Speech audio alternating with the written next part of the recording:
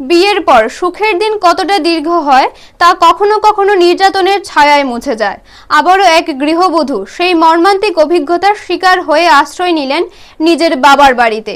কুমারঘাটের আম্বেদকর নগর গ্রাম পঞ্চায়েতের ৩ নং ওয়ার্ডের বাসিন্দা সঞ্চিতা দের সাথে বিগত ২ বছর আগে সামাজিকভাবে বিয়ে হয় রূপন দের। শুরুতে জীবন ভালো কাটলেও কয়েক মাস পর সংসারে অশান্তির সূত্রপাত হয়।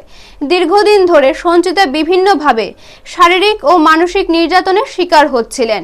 বিগত ৭ মাস আগে তাদের ঘরে একটি ছেলে সন্তান জন্ম নিলে গৃহবধূর উপর হয়রানি আরও বেড়ে যায়। সম্প্রতি স্বামী সঞ্চিতাকে বাড়ি থেকে তাড়িয়ে বাবার বাড়িতে তুলে দেন। যদিও অনেক সমস্যার পর তিনি চিকিৎসা নিয়ে সুস্থ হয়েছেন। সঞ্চিতার স্বামী ও শ্বশুরবাড়ির লোকেরা অর্থ ও জায়গার দাবিতে চাপ সৃষ্টি করছেন বলে অভিযোগ। বিগত ১৯ জানুয়ারি সঞ্চিতা তার সন্তানের ট্রান্সফার সার্টিফিকেট আনার জন্য শ্বশুর বাড়িতে যান। সেখানে স্বামীর প্ররোচনায় পাশের বাড়ির ২ মহিলা ও শ্বশুর বাড়ির লোকজন মিলে সঞ্চিতা ও তার মায়ের উপর হামলা চালায়। উভয়ই কোনো মতে জীবন রক্ষা করে কুমারঘাট থানায় অভিযোগ দায়ের করেন। এখনো পর্যন্ত পুলিশ কারো বিরুদ্ধে মামলা দায়ের করেনি। শেষ পর্যন্ত সঞ্চিতা শ্বশুরবাড়ির লোকজন ও হামলাকারীদের বিচারের দাবিতে সংবাদ মাধ্যম এবং প্রশাসনের দ্বারস্থ হয়েছেন। ব্যুরো রিপোর্ট, নিউজ তৎকাল 24। নমস্কার, আমার নাম সঞ্চিতা দে। আমি একজন গৃহবধূ।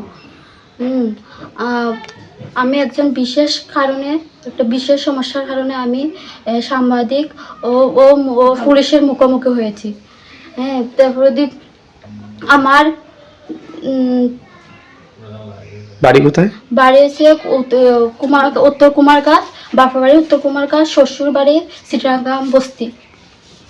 কুমারঘাট চিটাগাং বস্তি কুমারঘাট। আচ্ছা, কি হয়েছে? আমার সামাজিকভাবে আমার মা বাবা বিয়ে দিয়েছে। কবে?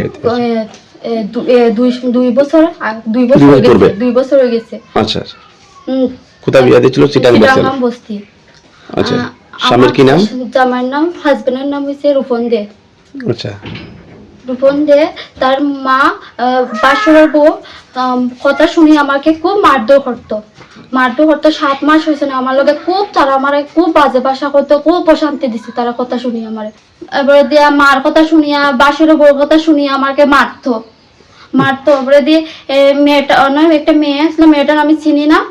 মেয়েটা খুব বাজে ভাষা দিয়ে খুব বাইরে আসছে। দিদুনের সময় দিদুন কইছে তুমি এখান থেকে যাও গে।